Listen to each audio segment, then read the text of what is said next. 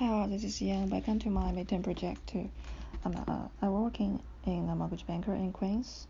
Most of our clients are Chinese. I found some features in their buying activities. One of them is that they prefer buying houses over buying condo and co-ops. Buying condo and co-ops has to go through a board interview, which will be quite hard for some people.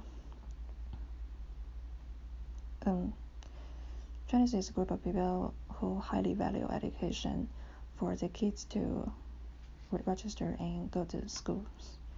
Parents would try to complete their buying transactions and go to school zones before school starts in December. Outside, Amherst, Flushing, and Bayside are the four most popular places Chinese would buy properties from. I want to say that whether these records hold and for people from all regions. So I do this project. I collect the data from the New York City Department of Finance. This data is for Queens 2016. Data is easy to find but hard to use, as the data is some of the entries are messed up. There are a lot of entries missing, so I have to exclude many of them.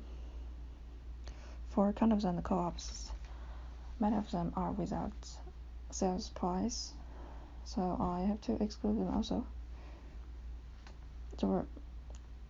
As a result, condo and co-ops takes much less weight in my analysis than they really do in the real world. Let's go to the dashboard I made.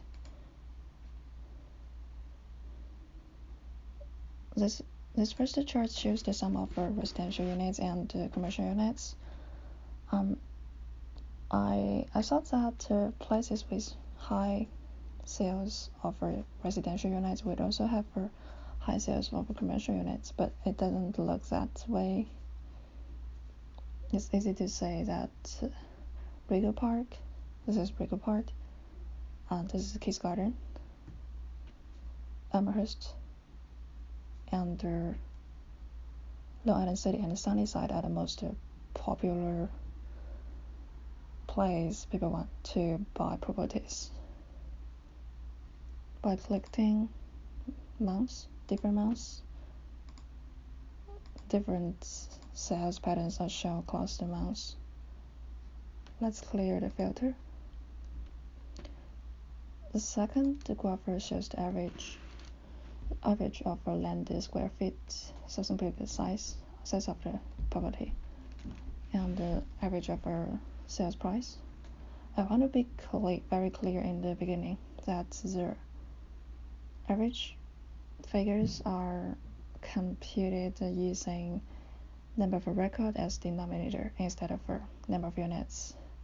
For example, for 20 units condo, the average sales price would be the total price over number of records, that's 1, instead of number of units 20. As a result, places with higher weights of condo and co-ops is likely to have a higher than actual is likely to have a higher than actual average of the sales price. But price is not just determined by the square feet number for square feet. Like this is Key Garden, this is Long Island City, Sunnyside, and Amherst and Regal Park. Like take the example of Long Island City. Most of the properties there are newly built. They are fancy string structures and good environments.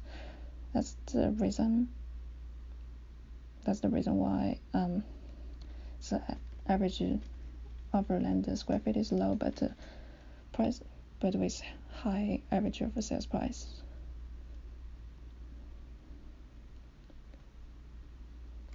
Let's say this graph actually surprised me, as in my mind, I always thought that the busy season would be the summer, like from June to October.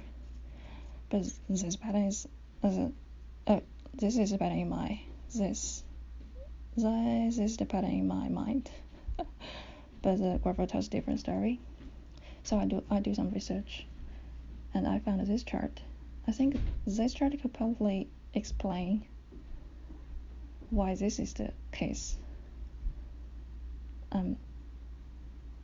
This is the mortgage rate chart for US 30 years. This is the kind of a mortgage that majority of people would take. The mortgage rate moves with interest rate. As you can find that in the 2016, the mortgage rate is relatively low, but it climbed up with interest rate in the late 2016. Buying a house and taking a loan is actually a long procedure. I would say it usually takes 3 months generally. So for sales happens in December, buyers may actually start applying for a loan like in early October. I would say that most of the buyers is not very familiar with the market, but they are loan officers working with them. When applying for a loan officers are very sensitive with the interest rate move, and they offer advices like when would be the proper time to lock the rate. They can like for a property that's sold in December, the rate could be locked in November or even October. It just has some procedures to go on after the rate is locked.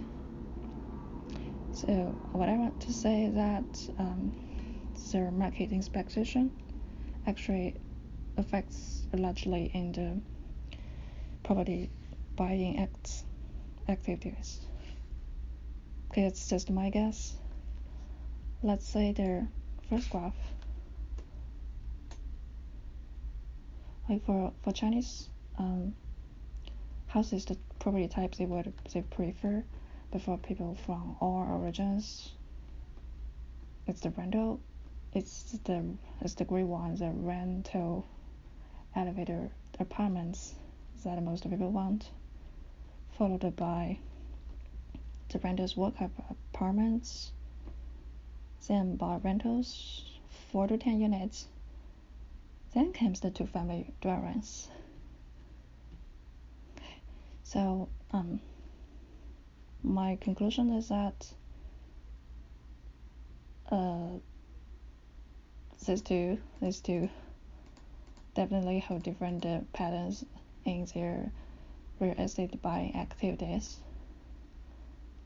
But as I'm using only the data of 2016 and only the data from Queens, I wouldn't say it's a solid conclusion. Thank you, that's all.